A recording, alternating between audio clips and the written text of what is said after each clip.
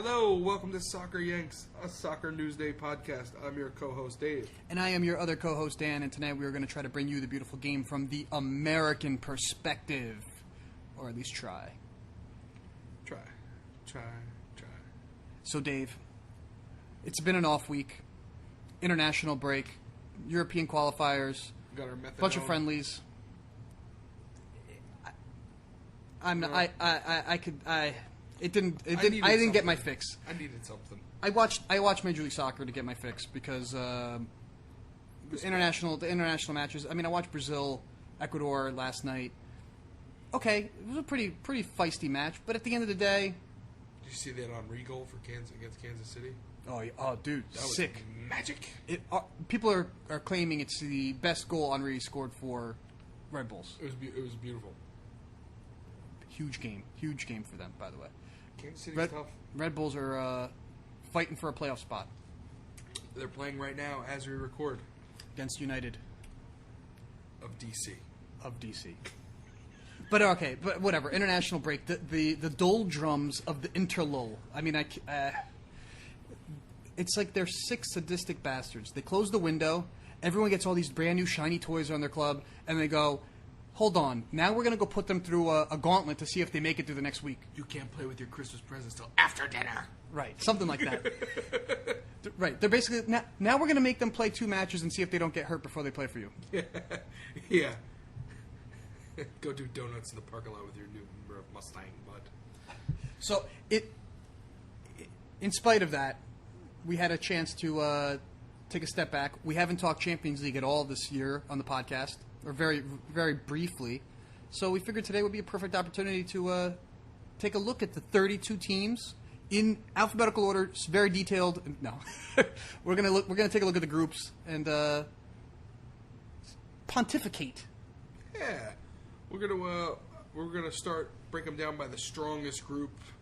Then we're gonna go for like locks for the top. So like out of the group, those 2 teams Who's advancing? Yeah, who has the path of least resistance. So you want to go with the toughest group or the weakest group first? Yeah, let's see what the groups of death are. Okay, the arguable groups of death. Who do you got? I'm gonna go with Group D. Ah, fuck. Which has Arsenal, Dortmund, Galatasaray, and Anderlecht. And the only reason I put this group in the group of D is the Galatasaray factor, because in Europe, they dial it up. They bring their AA game. They reserve all their juice. They reserve all their juice for the Champions League. I would say Group D is for death. Again, Arsenal gets put into a pretty tough group. Again, Dortmund and Arsenal facing off. I don't think they played last year, but the year before they played. I can't say much about Anderlecht. I don't. Do you know much about them? They might be. Are they the punching bag of this group? I think they could be the surprising team in this group. That's the one that's they're going to steal points off of somebody and ruin somebody's day. They might pull a draw out and somebody will drop. But out of the whole group, I'm going to have to go with Arsenal and Dortmund coming out on top. They're the favorite. I still think I agree. Although Galatasaray is going to be intense. Galatasaray is going to be tough, and Arsenal had a playoff against Besiktas, another Turkish club, to get into the Champions League, and they pressed them. I watched that game. It was intense. There was only 1 goal scored in 2 matches. Yeah.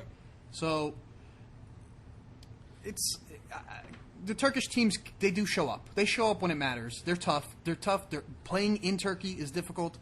I think Galatasaray is the spoiler here. Yeah. Absolutely. I think they have thorns on them. Right off the bat, you go Arsenal, Dortmund, probably the class of this group. However, Galatasaray is a very, very close third and very easily can knock one of those guys out. And I wouldn't put it past them to start going in hard tackles and stuff once they get to the point. If they are out of it, it might cost you an injury because they play rough. They play rough. Yeah, I know. I know. We've had some injuries from Fenerbahce. I guess what I'm saying. The Super League is incredibly physical. I'm not saying they do it intently, but they get intense. and there's one positive though from this. No Drogba. No Drogba on Galatasaray. In this group. Well, yeah, in this group. For in this case, point, Group D, Drogba is a non-factor. You don't have to worry about that. But I think that he was a part of the Galatasaray, the danger there. But they still have the little Dutchman, Schneider. We'll see. This is good. Dortmund now re-energized with a Japanese man that's happy to be back in the black and yellow. But Royce is out for a month now. Ankle injury picked up in international duty. DOODIE. Yeah, shit. International shit. We were in agreement on this one. Who's your next toughest group? I'm going to go with Group E, which has Roma, Munich, City, and Moscova, CSK. I can argue. I think I can make a firm argument that this group is actually tougher than Group D. Oh yeah, I'm not doing this in any. But just another very difficult group. Yeah. Roma looks to be a front runner to at least challenge for the title in Italy. Munich will have the league wrapped up by November 5th. Yeah, and they'll put all their eggs in that basket. City, we know is City. Although City with 3/4 of the World Cup winning team on it. Yeah, on there. Thank you. City, I think they really need to shake some demons, some Champions League demons. They still have something to prove. They have to earn whatever representation those 3 stars are. I don't get it. I think they've won some titles. Yeah, I think it's historically. Yeah. They're just symbols. What's the symbology behind that? It's not a national team. What's the symbology behind that? It's not a European. They can wear it in the league, but not. That's not how it works. I don't think it's part of their badge. Leave them alone. I think Moscow's That's their rich history. I think Moscow has one. Yeah, their rich history. Then shouldn't it be like an oil well? No, I'm sorry. I kid. That is actually literally rich history. That's what I'm saying. I think Moscow, although they're probably being written off by most, they have the advantage of. Well, they have the disadvantage of traveling to all these other places that are west of them.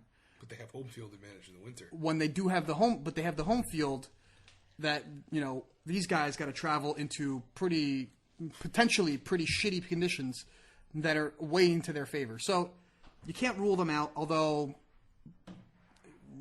the Russian teams haven't excelled too well in Champions League. So let's see how well will that home field advantage do against Roma, Munich, City.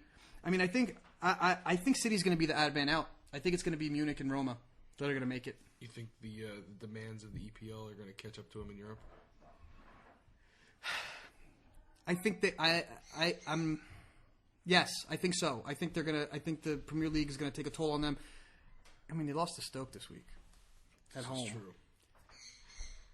I would almost make an argument that Pellegrini maybe would focus all his eggs in this basket and say Champions League is the new goal. Top 4 in the league, the title would be awesome, but I think maybe this would be a statement for Manchester City and the movement. They bought a team in Australia, they bought a team in New York City. They're having the Manchester brand. I think winning the Champions League would be kind of like a crown jewel to be like, look, we have academies all across the world. We have clubs all across the world. We're a network. We're a football brand. We've even won the Champions League. I think the focus on the Champions League might be, the focus might be on the Champions League for Manchester City. I don't know about the players and the manager, but maybe the ownership. As an organization. Yes. Cool. That being said, I think Roma and Munich still. Fair enough. No, I can go with that. Roma looked like a top-notch. I think Munich is looking at a semifinal. A minimum. Unless devastating injuries, all sorts of things happen. If not, I think they're looking to go. They should be making it to a semifinal. They have. It's not even a quick. Yeah, agreed. And my last pick in that group, the groups of death, is Group F. DEF, man. Yep. Yeah. Ajax, Barcelona, Apoel, Barcelona, and PSG. Apoel is a Cyprus team? Cypric? Oh, man. Why'd you have to ask me something like that? I'll find out. They're Cyprus. Yeah. They're from Cyprus, right? Yeah. But yeah, Ajax, obviously, they are traditionally out and out. But the last few years, it seems like Ajax has not been able to hang against the other European big dogs. But they I don't know. They always bring their A game when it comes to. Well, yeah, because the league is not challenging for Ajax. Yeah, it's not. And they have that X factor of the young unknowns still yet, and they want to put themselves on that stage. Well, this is like essentially it's their meat market. Exactly. This is where everyone gets to look at the Ajax talent. The next transfer window can the candy shop window. yeah. And Ajax knows that, and so anyway, Barcelona for obvious reasons, PSG obvious reasons. For obvious reasons. That's another tough group. I would say I would right there. DEF, all three groups. Hard, flipping coins almost between the who's going to get out and who's not. I mean, I'm being very boring here, but I think Barcelona and PSG get out. Yeah, I agree with you. And again, but Ajax being the X factor can flip. They could get in there, cause some problems for PSG or Barcelona, who has been, not in a transitionary phase. And not even to take a draw, but to win a game. They outright win. Yeah, it's not like what we were saying about Galatasaray, or they're legit. But I would say moving on, the locks for the top, or the groups that the top two teams would have the easiest time advancing. I'm going to go with Group A, with Madrid and Juventus winning. Atletico Madrid. I'm sorry, and Juventus winning that group out of Malmo and Olympiacos. Poor Olympiacos. Olympiacos is always although they made it out of the groups last time out. I don't want to talk about that. I know. Joel Campbell. Bastard. Nice goal from Joel Campbell. Remember that one? Bastard. Plays for Arsenal now. We want to talk about the past? No. Okay. You did. You said I don't want to talk about the past, and all I heard was the past, and then I just went. Poor Olympiacos, though. I do think that they live for this. They live. Got. You know what though? I think they didn't draw an English club because almost always they draw an English club. I think maybe this bodes well for them. No, Atletico Madrid and Juventus is going to be hard teams to topple. They're going to be, and Juventus, although it was believed that there was going to be a fire sale there by ownership, they still held on. They held on to the core, that midfield. They're going to still be there. They're going to still be there fighting. So, Pogba, Vidal, Asamoah, they'll be good. They'll be good. They'll be all right. Group B, for me, Real Madrid and Liverpool would be the ones to advance with Basile and Ludogorets. I just can't wait to hear the. No, I want Basile. Basile's going to do some damage. Oh, they're going to hang, but I don't. No, it's Liverpool, Real Madrid. That's definitely. Are you talking about the past again for me? No, because that is another vivid, fucking horrible game. Nightmares, actually. Ugh. It's all right. My team loses in the round of 16 all the time. Next group. Next, lock it up. I'm gonna go with G. Yeah, Chelsea, man, they got such an easy draw. Yep. Schalke and Chelsea is that what you're calling? No, Sporting. You think Sporting? I think okay, Sporting. So this one is not so easy to call. I'm gonna go with Sporting and Chelsea. I don't think Sporting. No. No. All right. If potentially, if it was, we're talking Porto, okay. I think Porto's got a good chance of getting out of their group. Sporting, I think they were picked too much, picked apart a little bit. Yes, I'm not a. The Portuguese league is tough. There's 3 big clubs there, and they're feeder clubs. As people might get upset by that, but they keep the entire league afloat by selling their best players. Those 3 clubs. You're never here. I don't think I can name another Portuguese club besides those 3. No. Sporting, Porto, Benfica. I really don't think I can name another Braga. team. Braga, you got me. Damn, there is a 4th. And that's only because one of my old managers is a huge Braga fan. But I don't know. These are the best. Yeah, well, I'm not a football encyclopedia, so maybe my opinion doesn't mean jack shit on that. But I don't have a lot of everyone's gonna look back to the one the Mourinho won. So you would say this group is more open than it would be a lock for the top, or you think Schalke's a lock? I think Schalke has a good chance. I think Chelsea is the lock. Lock, hands down, lock, no Chelsea. Question. I think Mourinho is pretty relaxed as far as at this point European football is concerned.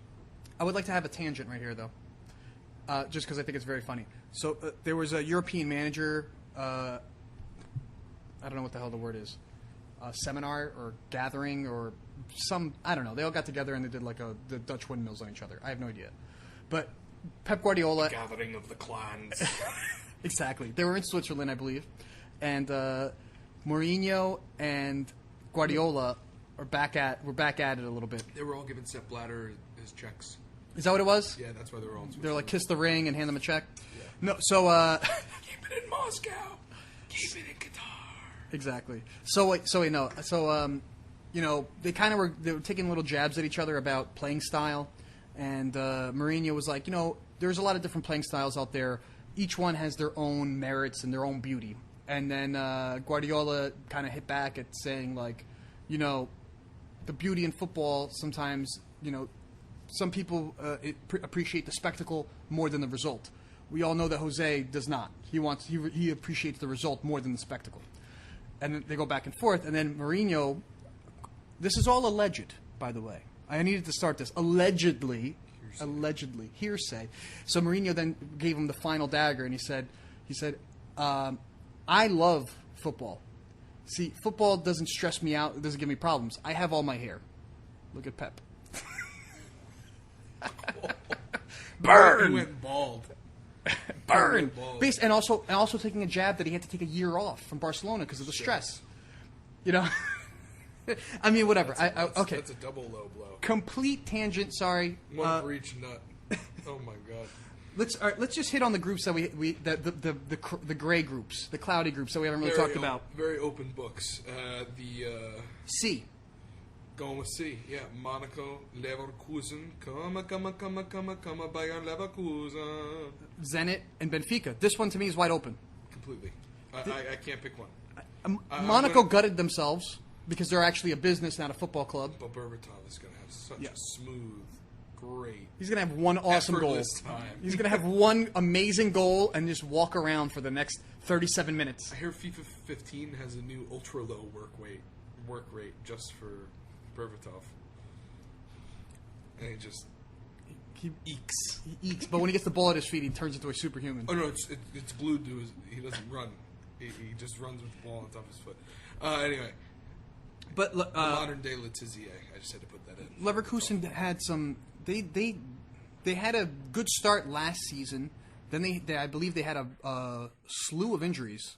Like 9 out of their first 11. I'm not super well versed right here. What's going on with them right now? Are they back? Are they healthy? They're one of the promising teams to be close to the top 2 in the Bundesliga. Okay, so they're okay. They're average. Everyone's just competing for that second spot, huh? Exactly. Zenit. They show up sometimes. Sometimes they don't. Really nice looking jerseys. Hulk smashes some goals here and there occasionally. For Zenit, he smashes goals. For everybody else, for Brazil, he just not so much yells. And Benfica. And Benfica's always in. Benfica's another Portuguese club. I think of the three, Benfica, Porto, and Sporting, I think Benfica and Porto have a better shot of advancing than Sporting. But that's just the weight of history and all these other things that I like to believe in. Fair enough. We covered D, E, F. We covered G, and then the last group we have not really talked about is H. With Bilbao, Borisov, if I pronounce that right, Porto, and Shakhtar Donetsk. Shakhtar is tough. It's in Ukraine. They're having a lot of issues there, domestically, politically. Really know what's going on there. Some of their players came to their preseason late because of fear. You know, their agents. I mean, the Brazilians their agents told them like, don't go. They got in trouble by the club because the club said, no, come, it's safe, it's fine. But yeah, you know, they were looking out for their lives, right? So and there's the whole issue of the Crimea clubs being annexed into the Russian league, and what's that going to do to? I mean, what is that going to do if there's? Let's say they do that, they annex the clubs into the Russian league. I've read, kind of, you know, skimmed, and I haven't done like super research here, but I believe that, you know, FIFA could step in and punish the Russian FA just for bringing in clubs that are not part of their FA. You know what I mean? Like, can't just essentially, club annex business and all that. It's. I mean, I guess there are some rules governing this too, as well. So, who knows what kind of sanctions they put on them? Maybe the Russian clubs all then get knocked out of, you know, European football. The Russians and the Ukrainian, the Ukrainians. Well, the Ukrainian clubs that annex. Yeah. And I'm not. I believe that Shakhtar is not part of that group. I do believe. I'm not sure. But it's not in that area, I believe. But there are battles outside. Like there's there's a lot of military action outside of it. Yes. I don't know enough about. So then this one, to me, this one is wide open. Yeah. This one is wide open. Bilbao. A bookie's nightmare, these groups. Porto, I think Porto is the leader in this group by a hair. By a nose. And Bilbao, I would say. They're close. Yeah, but the second and third, Shakhtar and Bilbao, very close. Very close call. Very hard to tell. Very hard to tell. Time is all. Starts next week. You know what? No, I'm not going to say it. All right. I appreciate that. I feel like but you know what I want to see? I want to see Liverpool get trounced. Just kidding, ATP. They think I hate Liverpool, I think. I don't hate Liverpool. I just call it how it is. Me too. I don't. Yeah, exactly. We're logical, rational human beings. You know, they could talk about that time they made it into the Champions League again. No, I think they're going to make it out of their group. They're going to be fine. What the problem they're going to have is being stretched too thin. And let's talk a little bit. Let's shift into Premier League. And this is their first time. How are they going to handle it? For a lot of these players, it's the first time in Europe, playing in 4 competitions at once. A lot of young players. Daniel Sturridge, devastating injury for Liverpool. He picked up a knock. It's a good segue to the EPL, by the way. You like that, right? Yeah, that was fantastic. He picked up a knock for playing for England, and he was on social media pretty torn up. Looks like he's going to be out for quite some time. Yeah. And that really, I mean, I think he felt like it was his opportunity to take over the attack for Liverpool, become the focal point. Even with Balotelli coming in, Balotelli was a little bit of a fire under his ass, but I think it was his for the taking. And this really, and young, English guy, a lot going on for him. This one hurts. Yeah, he was one of the top striker in England for the national team. I would say 30 goals, 29 goals last year in the league. And it was finally his chance. He was the number one at the place. Arguably number one going into this weekend. Earned his spot, put in his time. Unfortunate. Same thing with Phil Jones. We don't know what's going on with him either. Well, we don't know what's going on with him, but I don't think he was number one center back. No, but he was injured doing international duty because somebody can't manage his men responsibly in an international. You're talking about Roy? Old Owl. I love that GIF. That GIF during the World Cup where he's like, ooh, ah, oh. All right, let's talk. Mr. Owl. Let's talk Premier League. Let's talk what's going on this weekend. What's the match you can't miss? But aside from your club, of course, you're never going to miss United. I'm never going to miss Arsenal. But if there is a must-watch football, you're a dick. Who is it? Arsenal. Oh, Arsenal City. So just say I'll even wake up early to watch it. How does that sound? So wait, is it upsetting that you have to watch that Arsenal is the match of the week or City is the match of the week? No, I want to see City get trounced. Everybody does. Nobody wants to see City do well. Yeah, I want to see that. I'm excited. The first actual competition, and then coming off of that loss last game against Stoke, see how they respond to that. Company's been getting ripped up lately. He's been the last man in the back in a lot of these, and a lot of counters. Not a lot of success on the finishing. They lucked out on that, but he's been exposed a lot. You know what the crazy part about Manchester City right now is? I just took a peek at their injury list. Okay, so aside from the fact that they can field two very strong sides, not fill in the gaps here and there, they can field two very strong sides. They only have 3 injuries. Let's see here. The guy that's actually starting to make a name for himself, Jovetic. Incredible. He pulled his hammy a couple weeks ago. Still no word exactly when he'll be back. Then they got Zabaleta picked up a knock. He'll be back this weekend. And Fernando, groin injury, according to my little chart here, be back this weekend. So technically, according to this, by this weekend they will have 1 injury. It's incredible. That's incredible. That's incredible. Who's your training staff? They just bathe in oil, and then they go into a cryogenic chamber, and then to a vat of oil, and then back to a cryogenic chamber and a vat of oil. Brent crude, only the sweetest. And they don't even walk after practice. They're carried by like, I don't know, 50 or 60 naked women into the locker room. they don't touch the earth unless it's on a football pitch. Trickle down money. Arsenal still got some injuries, but not as bad as last year. What's the word on Aaron Ramsey? You know, I saw the video. I didn't see the match. I saw the video. The Welsh manager has said he doesn't think it's that bad. And he even said, I really hope he's back for Arsenal this weekend.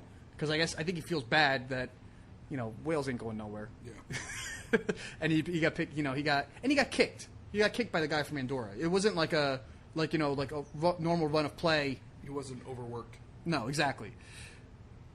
I think we're going to get word tomorrow, his status. But it doesn't... There's been some optimism out there. We'll see. He has been on a little bit on a downturn, by a downturn meaning he's only scored 1 goal and only been kind of involved. The last week he wasn't so hot. But if he goes out, it gives somebody another guy. Midfield is where we have a glut of talent. There's a chance for somebody else to step up or at least fill in the gap. Ozil's back this weekend. Giroud's out for the year, for the rest of 14. Gnabry's out for quite some time. But he wasn't getting much time. The one that everyone wants to see, Walcott, will be back by the end of the month. That's a big one. Yeah. Walcott, Welbeck, Sanchez, Ozil, Cazorla, Ramsey, Wilshere, Rosicky. A variety of different midfielders behind them that are all capable of feeding the channels. And you need them. You're in Europe now. And the FA. I mean, now. We've been in Europe 16 years in a row. Well... They're all healthy, is what I'm saying. You're not worried about. No. Am I for a while, are the wheels going to come off? You know what name is not on this list? Diaby. Yep. So, Arsenal City. I believe it is in Manchester City, but I could be wrong. We're going to find out in about. But I think Arsenal did very well in the Community Shield against City. Now, it was a City team that came out, and we've seen them play this year. and beat the same team that Arsenal beat 3-0 in a Community Shield, which is a friendly. It's at the Emirates. It is at the Emirates. I'm sorry, I got backwards here. The same team that we do some homework here. We don't do all our homework. We like to sit in the back of the classroom, but we kind of pay attention a little bit. So, glorified friendly Community Shield, friendly with a piece of silverware. Silver lining. Yeah, I guess so. Arsenal beat the snot out of them. Moyes has got one. Exactly. Aww. But, oh God, I love the picture. But essentially, that same City team came out against Liverpool. Different goalie, and I think one defender was different. For the most part, everybody else was the same. Zabaleta and Hart were the big difference makers, I believe, against Arsenal and Liverpool. And they went out and they wiped the floor at Liverpool. Well, maybe that's being harsh. Liverpool had them going toe for toe, but once the first goal went in, then the floodgates opened against Liverpool. Stoke played a very good defensive match against City. City had no creativity. They stifled them. Now, Arsenal, maybe this is the best time to play City. They had a loss. Maybe their confidence isn't so high. Arsenal hasn't lost a match yet. They've been winning. They've been winning unconvincingly, which is a good sign because usually when they're unconvincing, they lose.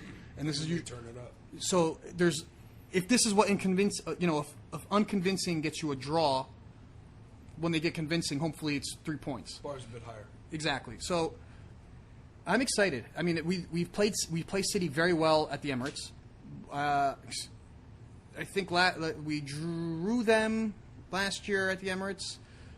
We beat them the year before, 1-0 at the Emirates. Arteta goal. It cost them the title, actually, that match, because United went on to win. Thank you. No problem. It's one of those catch-22s. I believe the season before that they also won at the Emirates against City. So they do have a good record there. I'm hoping to see Arsenal team that's full of confidence because that's what I don't. Of course, obviously, 3 points against a title rival is of the utmost importance, especially at home. But I can live with, because it's still early enough in the season, I can live with a very good performance that's convincing. That's what I want to see. I want to see a convincing performance versus just getting by. Yeah, I don't want to take the easy road, but I think it's going to be a draw. I think it's going to be 2-2 draw. I think it's a safe assumption there. That's where my money was going. 2-2 draw? 2-2 draw. I'm open 2-1 Arsenal. All right, fair enough. 2-1 Arsenal. I think the other game to watch on Saturday will be right after that, Chelsea-Swansea. Chelsea is obviously, if they're on, they're going to be awesome. But I think Swansea, contrary to my preseason decision, is going to give them a run for their money. I've been hot on the Swansea team. I like them. I like their moves they did in the preseason, in the transfer. I like their transfer business. I like that they got rid of these guys, the Spanish guys that kind of were there for Laudrup. Gary Monk, Swansea guy, Swansea manager. There's something going on with that club that's good. It's good. It's fun to watch. They're fun to watch. That's another thing. And I think Swansea-Chelsea will be a very exciting match. I'm interested to see what kind of Chelsea comes out because, we're so used to Mourinho ball where it's been set up defensively. But I'm not going to lie, the first 3 weeks, the team that's most exciting to watch so far has been Chelsea. I mean, Swansea's been exciting to watch, but I think Chelsea has been electrifying forward. That Everton game was one of the most exciting games I've seen in a while. Right, regardless of this season, in a while, period. I agree. It's been one of the more exciting matches to watch. And this Chelsea side it really doesn't smell of Mourinho at all. To me, it's not. Well, it's a good counter-attacking side, but they're also good in possession. They're not. It's not like it's not a traditional. It's like that turned-up Madrid style. But not that they're better than Madrid, but it's way more organized. I think so. Way more organized than control on it. It's like a hybrid of that Barcelona. It's a very interesting thing he's got going on, and I don't know if it's his tactics. because managers are given so much credit for when things go well or go bad, or is it the glut of amazing talent that they've accumulated in the front six? Those front six players are exhilarating. Their patience on the ball has to come from the confidence that they have in all of their abilities in each other, as well as themselves. I mean, they must know that they're some of the best in the world. I mean, you have to. And the way that together, the way that they play their style. I mean, the way Fabregas has been distributing the ball, it's disgusting. It's like he never left the Premier League. It's disgusting. He's so amazing. He's been so. I don't like his petulance. His attitude has been pretty shit. I mean, did you see the tackle that he had on Debuchy in the Spain versus France in the internationals? No. I mean, he cleated Debuchy in the back of the legs. There was nothing there. Like, there was no ball. There was nothing. He just went to ground and put a cleat in the back of Debushy's leg. I'm not saying this is not a Chelsea thing. This is like his attitude has been like this for a little bit of time now, and that's my only knock on him. I feel like his attitude's turned pretty shitty. Aside from that, his through ball is fucking sick. you can't beat it. And Diego Costa is lighting it up. I mean, okay, the guy's pretty talented on a one-on-one situation. Might be the best one-on-one striker in the league. Might be. Maybe. Up there. Arguable. It's scary. I was like, oh, please don't be good. Please don't be good. Yeah, but when you're being fed also from the likes of Hazard, Schürrle, Cesc Fabregas, my God. Honestly, Fernando Torres probably could have been a much better striker with these guys behind him. I mean, he had some of them already. Cesc Fabregas, a Spaniard, with Torres in front of him, I think Torres could have been better off. Well, whatever. He's gone. He's got his. Que sera, sera. Yeah, he's got his thing going now. Yeah, he'll have a good time down there. The other game I think will be fun to watch, just because I want to see how cleverly he does in another place in another uniform. Villa Liverpool. Will he start? Will he make that 11? I hope so. Who is he going to displace from Villa's midfield, do you think? Because Villa's midfield is actually not that bad. Villa's become a cult favorite for a lot of people. They got a lot of good, hardworking players. Delph. What's his face with a W? Wyman. Wyman, yeah, he's a forward. But is he a forward? I thought he was more out of attacking mid. Maybe. Yeah, that's what I thought. Yeah, and Zogby is going to be hard to push out. He might. I mean, maybe he's rotating in with one of these guys. Delph has off games, but Villa Liverpool would be interesting anyway because I think Villa is undefeated this season. Or Joe Cole got added too. I forgot that was under the radar. He's on Villa now. Really? He's back in the EPL. Joe Cole. Weird to see that name again, huh? Wasn't he at West Ham last year? That's a good question. Doesn't matter. I don't really care for Joe Cole. You're giving me these obscure questions on the spot. You stop dropping Joe Cole. Jesus. What's your prediction on that one, though? I think it's got to be Liverpool, right? Honestly, I just wanted to see Liverpool will give Aston Villa their first loss of the season. Let's go with that. And it is at Liverpool. Yep. It's at Anfield, the Kop. Yeah, the Kop end. And then we got Southampton, Newcastle. I think might be interesting. Southampton has been a great team. I was totally wrong about how this team was going to perform after being gutted. They were gutted, and I did not give them enough credit for their purchases. And I think a lot of people didn't. And I know I didn't. I think everybody in was writing them off. They had that kind of like major league feel to it. A little bit. Yeah, a little bit. Like we're gonna win despite our fucking owner. Yeah, exactly. And I think part of the success has been the pairing in midfield, the defensive pairing in midfield that has stuck together. Wanyama and Schneiderlin. They're incredible. Together, they are a force in that midfield. They may not be the most pretty going forward, but they break up everything. They break up everything. I wanted Wanyama for 3 years since he was on Celtic. What could have been? All of our problems. Well, Ferguson didn't get him. One for my homie. Wasn't Ferguson was there when he could have got him, right? Could have. Could have, should have, would have. Probably would have went too. And Leicester and Stoke. Crystal Palace, Burnley, Sunderland, Spurs. That should be an interesting one. And Sunderland Spurs would be fun. Yeah, It'll be fun to watch Spurs getting slaughtered because it's at the state. Where does Sunderland play? They play at the Stadium of Light. Exactly. Up north. The windy place. And then the only game on Sunday, we get to see on full display. Hopefully, everyone the new 11. The 11, the ultimate 11, the best 11, whatever you want to call it. Is RVP hurt? No, they're saying he should be available to start. So there is a dilemma. A lot of talk is coming out that LVG is going back to a 4 at the back. Because he's not. Because everyone and their mother knows that he doesn't have 3 center backs. Well, I think that's the only option he had at the beginning of the season.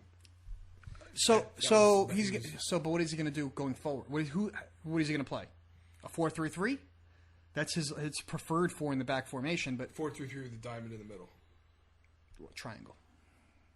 So he's going to have in the top of the triangle would be Rooney with Herrera and Di Maria at his side, and Blin at the back.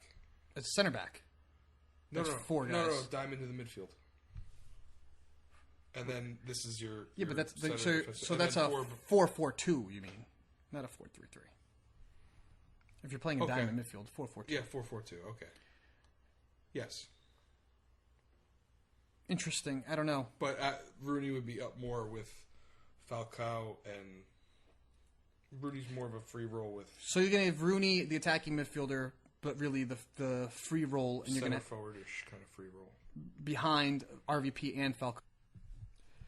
Interesting, but I don't know, man. That's a lot of ego on one field. Is it going to work?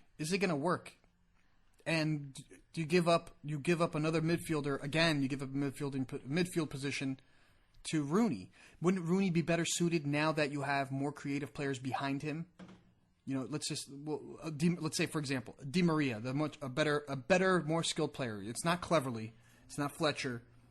So you think they'll leave RVP on the bench this weekend, put Rooney up front with Mata behind him? Yes. Di Maria more forward and Mata behind him? Then have Di Maria be the guy running around and just leave Rooney in the box? I wouldn't be surprised if you're going to see Manchester United's attack come from the left side. Mm-hmm. Where they're going to keep the right-sided midfielder further back, and Di Maria is going to have a little bit more free range on the left, feeding the balls in that way. Mata plays in the middle, and then imagine having RVP, Falcao, and Rooney each week pushing each other to be the top 2 strikers. Scary. That's a good problem to have. Yeah. Now, I don't think that you're going to be able to fit all 3 on the field at one time, and I think probably actually, who's going to get the short end of the stick? Probably Falcao, because he's on a loan. Yeah. He will be the guy that needs to earn his spot in there. Versus, if RVP's coming off an injury, maybe they ease him in and Falcao and Rooney take it. But I think Rooney is dying for the chance to just do what he likes to do. Yeah. I don't think he wants to be fighting and coming back into that midfield. He wants to rip it. I don't think he wants to be in the midfield. Period. I don't think he wants to be going. I don't think he wants to create his own chances. Meaning, let me change that. Of course, he wants to create his own chances. I don't think he wants to be the creator and the finisher all in one shot. And he's got enough great players around him now. Well, he always did, but he didn't have to pull as much of the weight as he did the last 3 years. Right. So it's going to be back to the old days where there was some talent behind him in that engine room. Yeah, and it's going to be exciting. And then the Monday game is Hull versus Potner. I had to close my browser. Oh, it's I got it right here. Hold on. It is Hull. West Ham. Of course it was West Ham. I'm not going to watch that. I'm going to be working. I'm not going to watch that. I might catch it on. I'll record it. I record it like every Premier League match, and I watch them as I can. Sometimes I watch them in like a ×1 speed. They're ×2 speed. I just kind of, and like oh wait, what was that? That was kind of interesting because there's just too much. There's too much action to The watch. bubbles are the most exciting part if they come out. Yeah. If they come out. But yeah. LT Grays. Full. Yeah. Okay. That's it, guys. Next week we will actually have action to talk about. Real action, not this international break bullshit. Less speculation, more. We get to see the new toys this weekend, hopefully. Yeah. Real quick, we talked about it a little bit. If Welbeck starts this weekend, does he do well against City? And do you think Wenger's going to put him out wide or play him as a striker? Yeah, it's better as a striker. I think so too. Although Sonogo does very well for France. He keeps scoring goals for France. He hasn't scored one competitive goal for Arsenal yet. I think they'll give it to Welbeck. I think they can't not. Welbeck is established in the league. I think he'll. It's London. He's from England. He's part of that. The England strike force of now. Yeah, I think you have to. We'll see. Not only from a marketing. I'm prepared to root for Danny Welbeck. I was never prepared for that ever. I never thought I would have to be prepared for that, and now I am. I'm prepared to root for him. I'm rooting for his success now. His birth. I mean, the first time you saw him, you probably never wanted to see him again after that day. His first goal. His first goal. I don't want to bring it up again. It was against Arsenal, wasn't it? It was the 8-2 game. Yeah, it was a screamer too, wasn't it? That was when I was like, "Oh my God, who's this guy? I want him forever." Yeah. Well, that was what was the hurricane that we had? The first one or the second one? No, 8-2. The 8-2 game happened that week. You were talking about Irene and Sandy. Yeah, that's what I'm talking about. Oh, okay. It was Irene. Yeah. So Irene had hit Saturday, right? All day Saturday into the evening.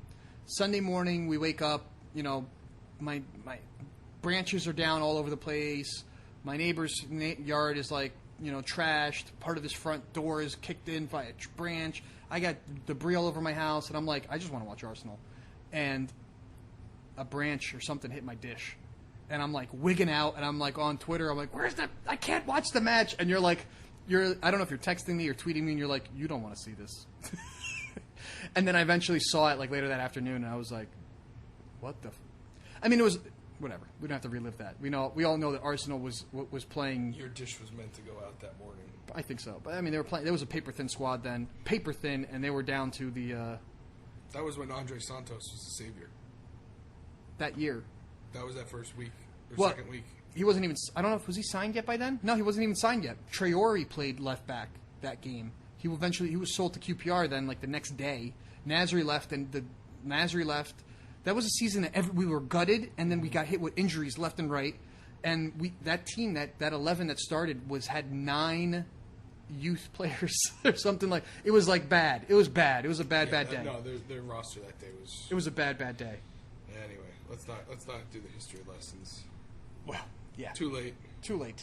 On that note, folks, if you like this podcast, please rate and review us on iTunes or Stitcher.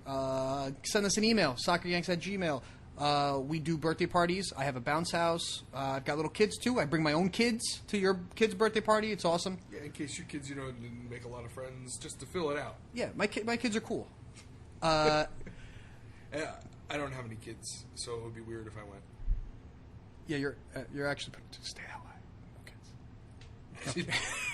I'm kidding.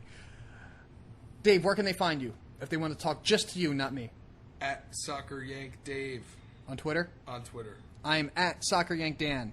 Facebook, Twitter, YouTube, socceryanks.com. We're on it. Good night, bitches. Have a good one. Thank you.